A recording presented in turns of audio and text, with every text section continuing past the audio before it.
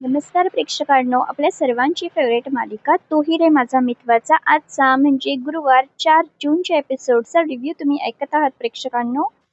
आजच्या एपिसोडमध्ये सुद्धा एकदम धमाकेदार असे ट्विस्ट आले आहेत. आजच्या एपिसोडमध्ये शेवटी राजेशचा खेळ आता खल्लास झालाय. राजेशला पोलीस तर घेऊन गेले आणि एक विलन पण ह्या मालिकेतून आता कमी झालाय, पण अंजलीची तब्येत आता खूपच सिरियस दाखवलेली आहे. राजेशने जो विश्वासघात केला आहे हा अंजलीचा, तो तिला सहनच होत नाहीये आणि अंजली आता चक्क ICU मध्ये भरती करण्याची वेळ तिच्यावरती आलीये.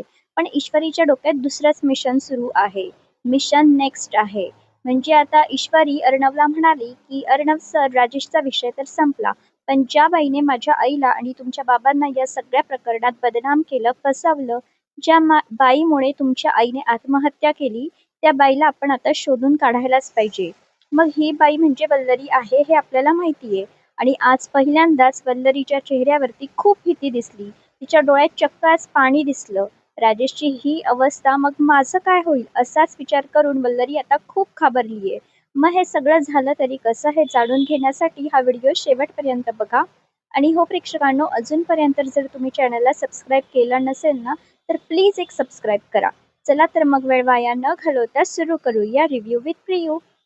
तर प्रेक्षकांनो, आजच्या एपिसोडच्या सुरुवातीलाच आहे ना, ईश्वरी राजेशला जाब विचारते की तू माझी मैत्रीण शलाका पाटीलचा खून का केला? ती बिचारी किती चांगली होती, का तिचा फायदा उचललास, का तिला मारून टाकलंस? तर हा राजेश उत्तर देतो, कारण तिला सगळं कळलं होतं आणि तिला सगळं कळलं होतं मला पोलिसात द्यायची ती धमकी देत होती. मग का मी तिला जिवंत सोडणार होतो? आणि त्याच वेळेस तू पण माझ्या आयुष्यात आलीस ना, मग माझी बायको माझ्यासमोर असताना मी तुझ्याशी लग्न कसं करणार होतो? मी तिला मारलं म्हणून. तर तू माझ्याशी लग्न करायला तयार झाली ना, माझी इंदोरी जिलेबी. हे ऐकून अंजलीला जबरदस्त धक्का बसतो, कारण ईश्वरी आणि राजेशचं लग्न ठरलं होतं किंवा तो राकेश म्हणून ईश्वरीच्या घरात राहिला, या कोणत्याच गोष्टी अंजलीला, आजी, मामी, आकाशा कोणालाच माहिती नसतात. सगळ्यांना आश्चर्य वाटतं आणि तेवढ्यात अंजली पुढे येते आणि विचारते, ईश्वरी हा नालायक काय बोलतोय? तुझं आणि त्याचं लग्न ठरलं होतं म्हणजे राजेश चांगलाच खुश होतो. आणि ईश्वरी म्हणते, ताई मी तुम्हाला सगळं सांगते, या घरात हा माणूस जरी राजेश भोसले म्हणून राहत असला ना, पण हाच माणूस आमच्या घरात चाळीमध्ये ॲडव्होकेट राकेश नाईक या नावाने राहायचा. त्याने आम्हाला तशी ओळख करून दिली होती आणि तुमचा आणि तुमच्या घराशी त्याचा काही संबंध नाही आहे असं त्याने दाखवलं. असं करून ईश्वरी एक एक करून सगळे त्याचे काळे चिट्टे बाहेर काढते आणि अंजलीला सांगते की राकेश आणि माझी पहिली भेट ही आमच्या चाळीबाहेरच झाली होती, जेव्हा राकेश एका माणसाशी फोनवरती बोलण्याचं नाटक करत होता. ईश्वरी त्याच्याजवळ आली आणि राकेशने तिला सांगितलं होतं की मला माझ्या घरमालकाने घराबाहेर काढलं आहे, 3 महिन्याचं भाडं थकलं आहे, म्हणून आता मला राहायला कुठे जागाच नाही आहे. आणि मग ईश्वरीने दया खाऊन त्याला आपल्या घरी आणलं होतं आणि तो त्यांच्याच घरी भाडेकरी म्हणून राहत होता, म्हणजेच बाजूच्या रूममध्ये. ईश्वरी अंजलीला सांगते आणि मग त्याने इतका चांगला प्रभाव आमच्या सर्वांवरती पडला की माझ्या बाबांनी त्याच्याशी माझं लग्न करून द्यायचं ठरवलं. ईश्वरीला आठवतं की ईश्वरीचे बाबा ईश्वरीला म्हणाले होते की आम्हाला दोघांना असं वाटतंय की राकेशजी तुला चांगल्या प्रकारे सांभाळतील, तुझाच आणि त्यांचा संसार खूप सुखाचा होईल, म्हणून आपण तुमच्या दोघांचं लग्न लावून देऊया. ईश्वरी तर यासाठी तयार नव्हती, पण आईबाबांची इच्छा म्हणून ती यासाठी तयार झाली होती. पुढे ईश्वरी सांगते की अर्णव सरांनाही सत्य कळलं होतं की या घरात राहणारा राजेश भोसले आणि माझ्याशी लग्नात ठरलेला जो आहे राकेश नाईक, हे दोघे एकच आहेत. पण मी अर्णव सरांवरती कधीच विश्वास ठेवला नाही आणि अर्णव सरांना म्हणाले, सर तुम्ही राकेशजीबद्दल मला काहीच सांगू नका, ते खरे आहेत, चांगले आहेत, हे मला माहिती आहे. ईश्वरीने सांगितलेलं हे सगळं सत्य ऐकून आजी, अंजली यांना सर्वांनाच जबरदस्त धक्का बसतो. राजेश एखाद्या विकृताप्रमाणे हे सगळं पाहत असतो, ऐकत असतो आणि मग ईश्वरी अंजलीला सगळ्यात मोठं सत्य सांगते की लग्न ठरल्यानंतरसुद्धा लग्नाआधीच या राजेशने माझा फायदा उचलण्याचा प्रयत्न केला. मला कुलदेवतेच्या दर्शनासाठी घराबाहेर घेऊन गेला.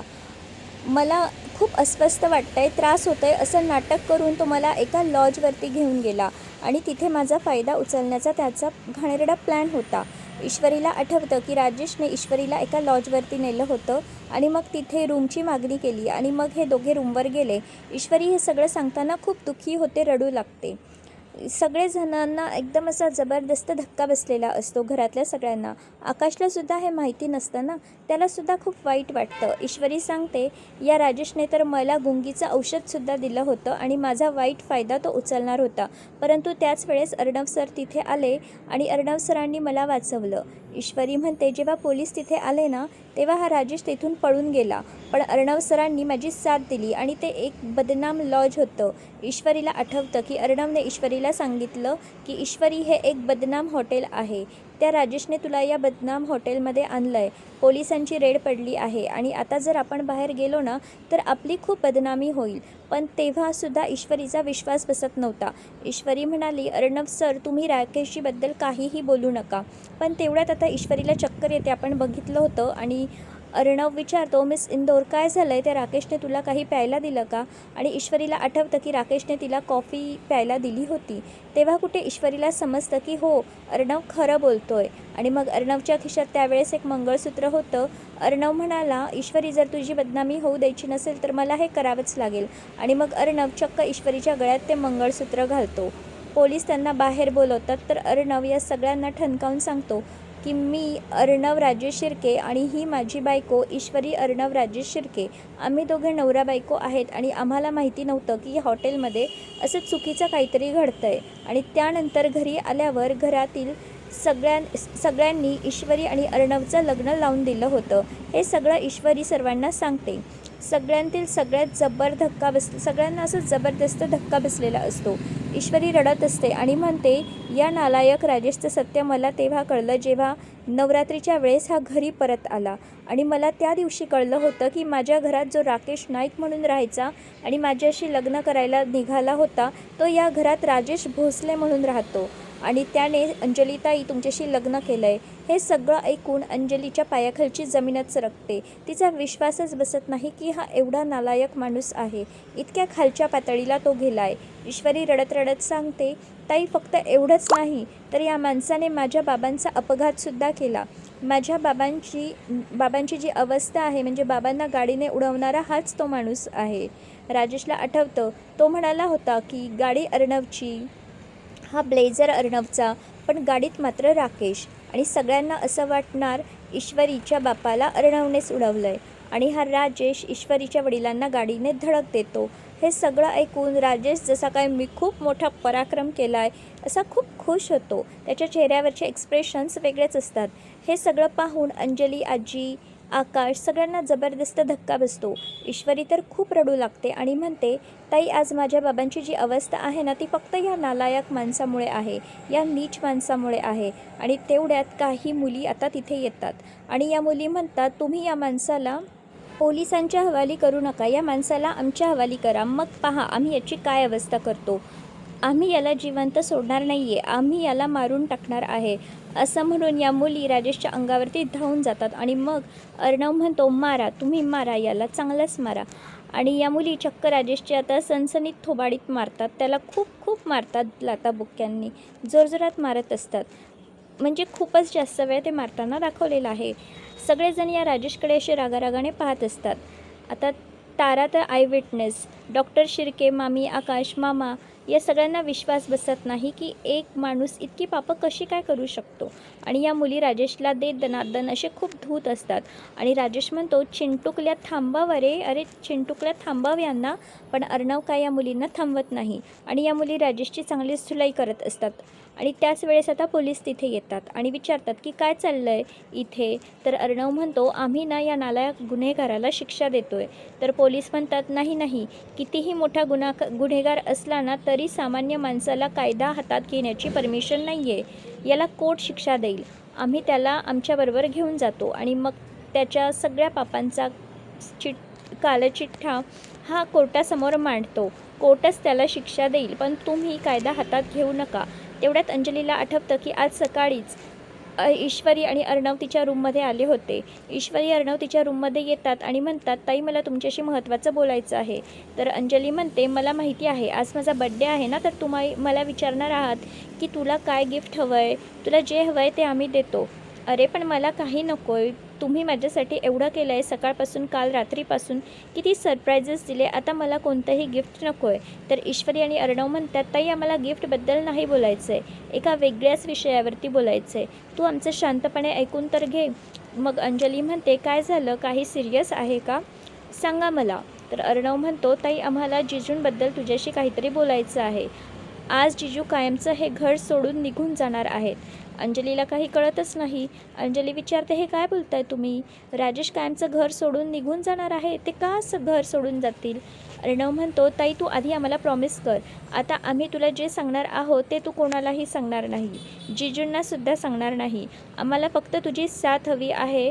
असं म्हणून अर्णव हा अंजलीला राजेशचं मलेशियाचं तिकीट दाखवतो, तिकीट, आणि सांगतो की हे पहा ताई, नाव वाच, आज जिजू कायमचं हा देश सोडून मलेशियाला निघून जाणार आहेत. अंजलीला आता धक्काच बसतो. अंजली विचारते, अरे पण तुम्ही हे काय बोलताय, ते असं का घर सोडून जातील, मला तर काहीच कळत नाही आहे. ईश्वरी म्हणते, ताई प्लीज शांतपणे ऐकून घ्या, आणि अर्णव सर आता तुम्हाला जे काही सांगतील ना ते खूप महत्त्वाचं आहे. आम्ही एक प्लॅन बनवला आहे आणि त्या प्लॅनमध्ये आम्हाला तुमची साथ हवी आहे. अंजली क्षणभर विचार करते आणि म्हणते की काय बोलतीयस तू, हे प्लॅन बनवतोय, प्लॅनमध्ये साथ हवी, कसला प्लॅन.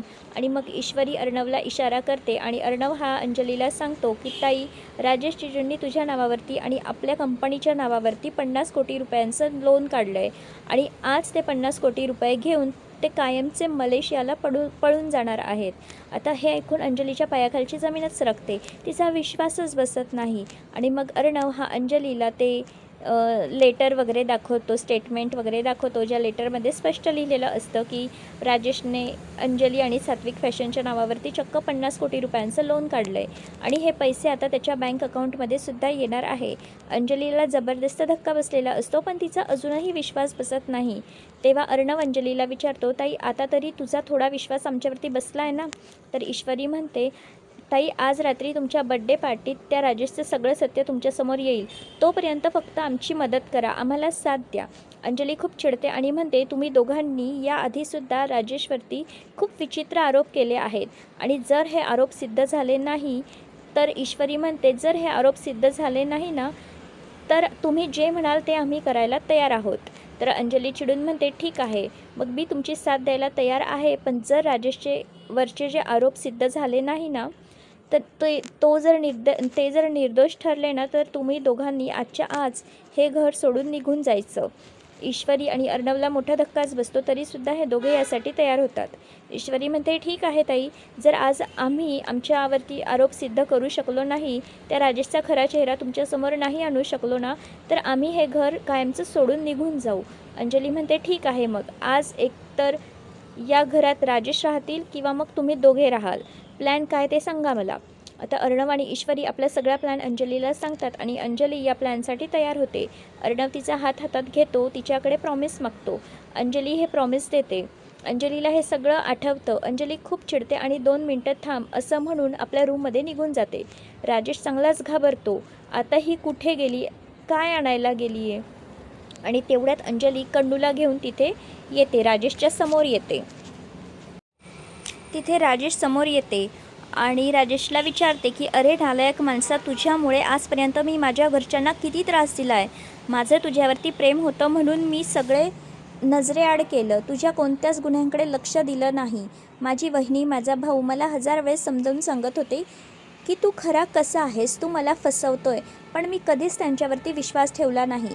अरे आजपर्यंत तू जेवढे गुन्हे केलेस ना, आणि तुझा सगळ्यात मोठा गुन्हा म्हणजे ही तुझी मुलगी कन्नू, काय करू मी हिचं, सांग काय करायचं मी हिचं आता. अरे तुझ्या पापांची शिक्षा या बिचाऱ्या छोट्याशा जीवाला का द्यायची. जेव्हा ती मोठी होईल, विचारेल की माझा बाप कुठे, तेव्हा मी तिला काय सांगायचं, बोल लवकर बोल नालायका, काय करू मी या मुलीचं. आता सगळेजण खूप इमोशनल होतात. ईश्वरी पण खूप रडत असते. आजी, मामी, मामा, आकाश या सगळ्यांना खूप वाईट वाटलेलं असतं. आणि प्रेक्षकांनो, आज पहिल्यांदाच तुम्हाला वल्लरीच्या मामींच्या डोळ्यातसुद्धा पाणी दिसेल. खरंच ती आज सिरियसली रडत असते की राजेशचा हा विकृतपणा पाहून, राजेशचे हे कटकारस्थान, त्याचे गुन्हे पाहून मामीसुद्धा पूर्णपणे हादरली आहे आणि मामीसुद्धा रडत असते. तर अंजली या राजेशला जाब विचारते, बोल ना आता, तुझी वाचा का बसली आहे, बोलती का बंद झाली आहे, काय करू मी या बाळाचं, या कन्नूचं. ती मोठी होईल तुझ्याबद्दल विचारेल तेव्हा मी तिला काय सांगणार आहे.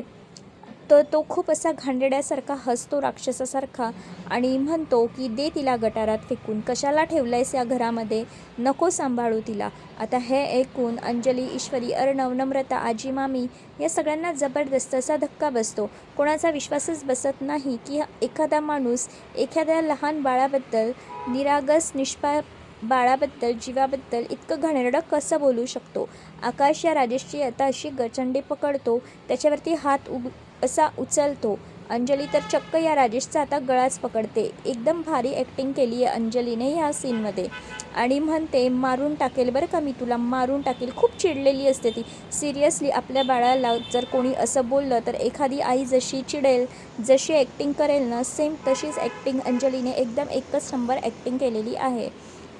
माझा निरागसपणा, माझं प्रेम म्हणजे माझा बावळटपणा आहे. मी कमजोर आहे असं समजू नको. जीव घेऊन टाकेल मी तुझा, खून करेल मी तुझा, असं म्हणून अंजली या राजेशचा आता गळा दाबते आणि राजेश तिच्याकडे असा नालायकासारखा पाहून हसत असतो. तिला डोळे दाखवत असतो. अंजली खूप रडत असते. ईश्वरी, अर्णव कसंबसं अंजलीला आता सावरतात की ताई सोड, जाऊ दे, नका तुमचे हात घाण करू या नालायक माणसासाठी, स्वतःला त्रास नका करून घेऊ. आणि ईश्वरी, अर्णव कसेबसे अंजलीला आता मागे खेचतात. अंजली खूप रडत असते आणि हा राजेश बावळटासारखा तिच्याकडे पाहत असतो. खरंच हा सीन खूप इमोशनल आहे. म्हणजे मलाही बघताना माझ्या डोळ्यात खूप पाणी आलं होतं आणि सर्वांची ॲक्टिंग एक नंबर आहे आणि ह्या सीनमधली अंजलीची ॲक्टिंग पण खूपच छान आहे. राजेशसारख्या नालायक माणसावरती अंजलीने प्रेम केलं होतं आणि त्या प्रेमाची शिक्षा आज तिला मिळाली आहे. तिला हे सगळं सहन करावं लागतं आहे, एवढं मात्र खरं. मागील काही दिवसांमध्ये अंजलीने या राजेशच्या प्रेमात वेडी होऊन ईश्वरी, अर्णवला खरंच खूप त्रास दिला. आपल्यालाही तेव्हा तिचा राग येत होता. त्यांना वाईट साईड बोलली होती. म्हणजे या मालिकेतली ती तिसरी व्हिलन बनली होती असं आपल्याला वाटत होतं. पण आज अंजलीचं हे दुःख, अंजलीचं हे रडणं पाहून सगळ्यांना अंजलीबद्दल अशी कीवाली सहानुभूती वाटेल हे मात्र नक्की. तिची काही चूक नव्हती असं वाटेल. अंजलीचा हा आक्रोश, अंजलीचं हे रडणं पाहून सगळ्यांना खूपच वाईट वाटतं. सगळेजण खूप इमोशनल होऊन रडत असतात. अर्णव अंजलीला आता जवळ घेतो, तिला शांत करण्याचा प्रयत्न करतो. बाहेरून आलेल्या लोकांना सुद्धा खूप वाईट वाटतं की खरंच हा राजेश कोणत्या लेवलचा घाणेरडा नालायक माणूस आहे. अर्णव हा इन्स्पेक्टरला म्हणतो, इन्स्पेक्टर साहेब, आत्ताच्या आत्ता या घाणेरड्या माणसाला घेऊन जा. या माणसाला तुम्ही नेलं नाही ना तर मी याचा जीव घेईन. घेऊन जा याला आत्ताच्या आत्ता इथून. आणि मग पोलीस हवालदार हे राजेशला सोडवत असतात आणि त्याला आपल्याबरोबर घेऊन जात असतात. राजेश अंजलीकडे, ईश्वरीकडे अशा घाणेरड्या नजराने पाहतो आणि ईश्वरीला असा डोळा मारतो एकदम बावळटसारखा. मामी खूप घाबरलेली असते. या राजेशची नजर आपल्यावरती पडायला नको, नाहीतर तो आपलं सत्य सांगेल अशी भीतीच आता मामीला वाटत असते. आणि मग इन्स्पेक्टर, पोलीस हवालदार हे राजेशला आपल्याबरोबर घेऊन जाऊ लागतात. तरीसुद्धा हा राजेश ईश्वरीकडे घाणेरड्या नजरेने पाहत असतो, एकदम निर्लज्जम सदा सुखीसारखा. अर्णव पुढे येतो आणि विचारतो, काय पाहतोयस? तर राजेश म्हणतो, इंदोरी जिलेबीकडे, माझी इंदोरी जिलेबीकडे. अर्णव चिडून म्हणतो, गेट आऊट, याला घेऊन जा याला. आणि मग हवालदार हे राजेशला घेऊन जाणार इतक्यात राजेश या हवालदाराला धक्का देतो आणि चक्क इन्स्पेक्टरची बंदूक हिसकावून घेतो आणि ईश्वरीचा हात पकडून तिला चक्क असा ओलीस ठेवतो. हे पाहून सगळ्यांना आता जबरदस्त धक्काच बसतो.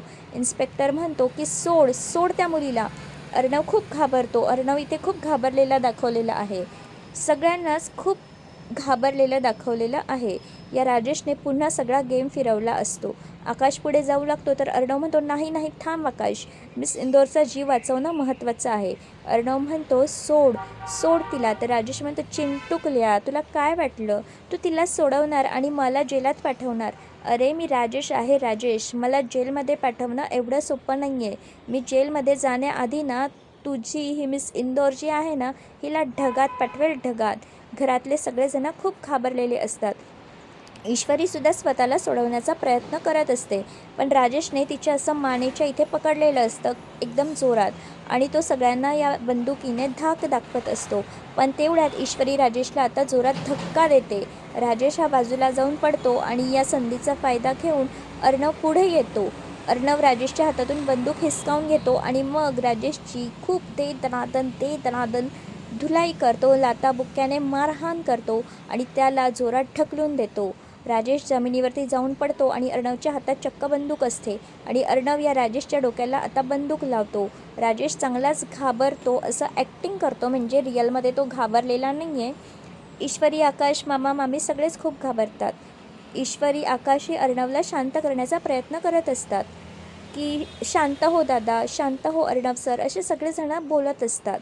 काही करू नका त्याला. आणि राजेश हा चक्क अर्णवला डोळे दाखवतो.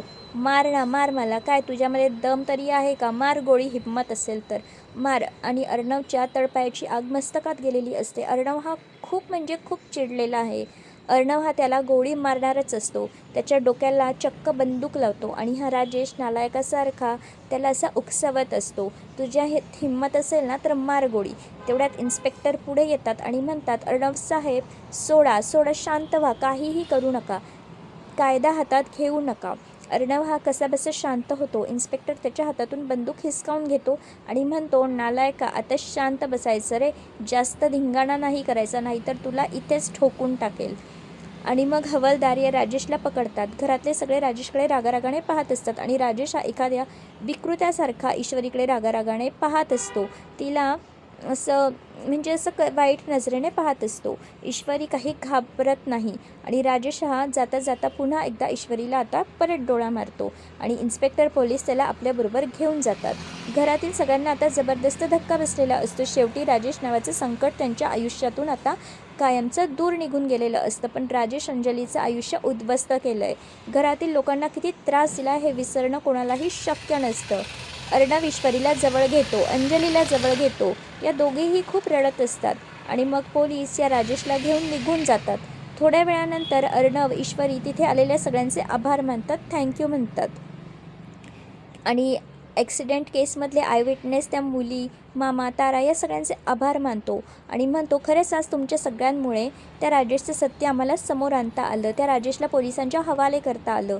तुमच्या सगळ्यांना खूप खूप थँक्यू. आणि अर्णव हा शिर्केला सांगतो की शिर्के, आत्ताच्या आत्ता आपल्या लॉयरकडून सगळ्या लिगल फॉर्मॅलिटीज पूर्ण करून घ्या.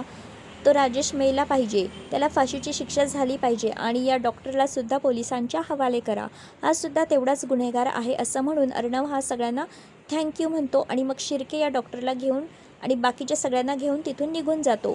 तारा आणि ताराचे मामा तिथेच असतात. तारा म्हणते, अर्णव सर, ईश्वरी मॅडम, खरंच आज तुमच्यामुळे त्या राजेशचा खरा चेहरा सगळ्यांच्या समोर आला. आज माझ्या ताईला, शलाका ताईला नक्कीच शांती मिळाली असेल. तर ईश्वरी म्हणते, तारा, उलट आम्ही तुला थँक्यू म्हणायला हवं, तुझ्यामुळेच आम्हाला त्या राजेशचा खरा चेहरा सगळ्यांच्या समोर आणता आला. तर ताराचे वडील, शलाकाचे मामा म्हणतात, अर्णव साहेब, ईश्वरी मॅडम, खरंच शलाका नेहमी तुमच्याबद्दल बोलायची. आज शलाका जिथे कुठे असेल ना, नक्कीच तिला खुशी होईल, खुशी होत असेल. ईश्वरी आणि अर्णवला शलाकाची आठवण येते. तारा म्हणते, सर, खरंच तुम्ही खूप भोगलं आहे. जेवढा त्रास माझ्या शलाकाताईने सहन केला ना, तेवढाच तुम्ही दोघांनीसुद्धा सहन केला. पण तुम्ही खूप हिमतीने त्या राजेश विरुद्ध लढला आणि शेवटी त्या राजेशला त्याच्या पापाची शिक्षा मिळवून दिली. खरंच मानलं पाहिजे तुम्हाला. हे दोघेजण ईश्वरी आणि अर्णवचे आभार मानतात आणि त्यांचा निरोप घेऊन तिथून निघून जातात. इकडे अंजली ही खूप दुःखी झालेली असते. आकाश कन्नूला अंजलीकडून घेतो. अंजली पूर्णपणे हादरून गेलेली असते. ईश्वरी आणि अर्णव अंजली जवळ येतात. अर्णव अंजलीला समजावण्याचा प्रयत्न करतो की ताई, जे झालं त्यात तुझी काहीही चूक नव्हती, तो माणूस तसंच नालायकच होता, जाऊ दे, आता हे सगळं वाईट स्वप्न म्हणून विसरून जा. पण अंजली ही खूप रडू लागते, ही सगळी माझी चूक आहे, त्या गुन्हेगारावरती विश्वास ठेवून मी तुम्हाला सगळ्यांना खूप त्रास दिला, तुम्हाला नाही नको ते बोलले, असं म्हणून अंजली चक्क स्वतःच्या थोबाडीत अशी खूप मारून घेत असते आणि खूप रडत असते. अर्णव तिला जवळ घेतो, शांत करतो. अंजली म्हणते, नाही, त्या गुन्हेगारावरती विश्वास ठेवून मी माझ्या भावाशी, माझ्या वहिनीशी, माझ्या आजीशी, घरातल्या सगळ्यांशी किती वाईट वागले. मूर्ख आहे मी, मूर्ख, बावळट आहे मी, खरंच बोलत होता तो बावळट आहे मी. अंजली खूप रडत असते आणि तिचं हे रडणं कोणालाच सहन होत नसतं. अर्णव तिला जवळ घेतो, शांत करतो, पण अंजली काही शांत होत नसते आणि म्हणते, अर्णव, मला माफ कर, चिंटू, मला माफ कर, ईश्वरी, मी तुम्हाला खूप त्रास दिला आहे ना, खूप वाईट वागले तुमच्याशी. अर्णव आणि ईश्वरी म्हणतात, नाही ताई, यात तुझी काहीच चूक नाही आहे. अंजलीला जवळ घेतो, पण अंजली ही पूर्णपणे हादरून गेलेली असते आणि चक्क ती आपल्या बर्थडे केकजवळ जाते आणि म्हणते, मला आई माफ करेल का अर्णव? चिंटू, अरे मला आई माफ नाही करणार. आणि तिथे एक भला मोठा चाकू असतो. ही तो चाकू हातात घेते आणि म्हणते, नाही, मी खूप मोठं पाप केलं, आता मला त्याची शिक्षा भोगायलाच हवी. असं म्हणून अंजली चक्क स्वतःच्या हाताची नस कापून घेण्याचा प्रयत्न करते. त्यामुळे सगळ्यांना जबरदस्त धक्का बसतो आणि अंजली ही स्वतःच्या हाताची नस कापून घेण्याचा प्रयत्न करत असते. तर प्रेक्षकांनो, इथेच आजचा एपिसोड हा संपला आहे. खरंच प्रेक्षकांनो, आजचा एपिसोड तर खूपच इंटरेस्टिंग आणि भारी होता. पुढचा एपिसोडसुद्धा असाच इंटरेस्टिंग असणार आहे. आता राजेश नावाचं संकट तर दूर झालं आहे. आता मिशन मामी, आता ईश्वरी आणि अर्णव मामीच्या मागे लागणार आहे. आता लागणार वल्लरीची वाट. पुन्हा भेटूया उद्याच्या भागात. तोपर्यंत bye bye and thank you for watching.